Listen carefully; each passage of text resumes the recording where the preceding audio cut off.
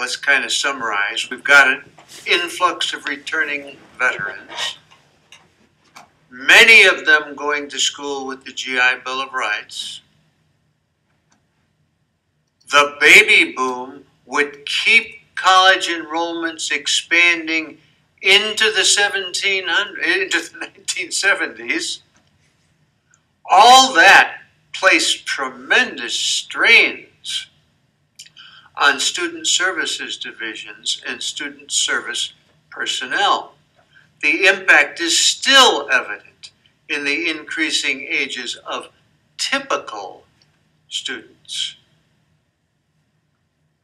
Another change, the emergence of the community junior college. Going back again, widespread use of facilities for defense work training during World War II. When the war ended, most of the institutions eased into community action activities. All this expanded with success as they found that people would buy the programs, would buy into the programs, would want new programs. Everything expands, the domino effect. 1947, this is the Zook report, the report of the President's Commission on Higher Education, gives national recognition to a growing community college concept. The result of all of that was to add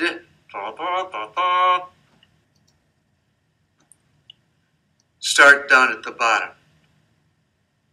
We start with transfer courses and terminal vocational programs. To those we add community services, and then we add student personnel services, developmental and remedial studies, adult continuing education, and general education. And you have the American Community College of today.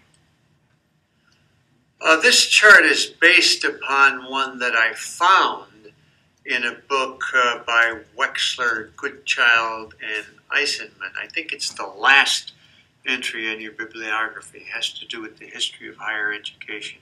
I've added to it from Google, and gee, I may have just added from Google the years 1990, 2000, 2005, and 2009. I have found nothing else. If any of you have other data out there that would pertain, I would be welcome to use that in the future, particularly looking for percentages of public and private institutions, if you can locate anything along those lines. Briefly, generally, enrollment has steadily increased. It slowed down. Let's see, where are we? 1975, 1980, 1985. Small growth there. That's the end of the baby boomers. And then moving on. Now we've continued to grow since that time. Some folks were predicting that we would stop. We have not stopped growing. Education has continued. Look in terms of public versus private schools. They're equal back in 1950. 50% of the folks are going to public institutions, 50% are going to private institutions. From that time, the public ones have increased and the private ones have decreased in numbers of students that are attending.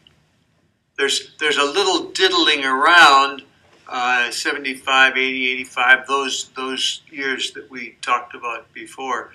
The public enrollment goes down slightly at that time and the private increases slightly at that time. But I would like information beyond there if anyone has it. We'll look at this we'll look at this chart again before we wind up. Not today, but next presentation, and see if we got anything else to say at that time. The summary. We've got a resurgence of the United States economy. The war is over. We're pounding our swords back into plowshares. The United States has established itself as a world power. The PEA flounders along and changes its name. War influences education, influences directions, influences what goes on day to day. Educational planning is the order of the day. What are we going to do during the war? What are we going to do after the war? Life adjustment education is a gleam, then a reality in its founder's eyes. The life adjustment experience dominates pre-college classrooms, but Sputnik 1 puts an end to all of that. Debate follows. Whose fault is it? Whose fault is it? Returning veterans change the face of higher education probably forever. Larger enrollments, change and expansion of programs. The community college concept comes of age. And we'll put an amen on that one. And then we'll show you this next guy. These things get more sinister the closer to the end of the course you come. Our complaint department is around today, but you probably won't want to stay around and talk to that guy. We've got one more. I will see you when that pops up.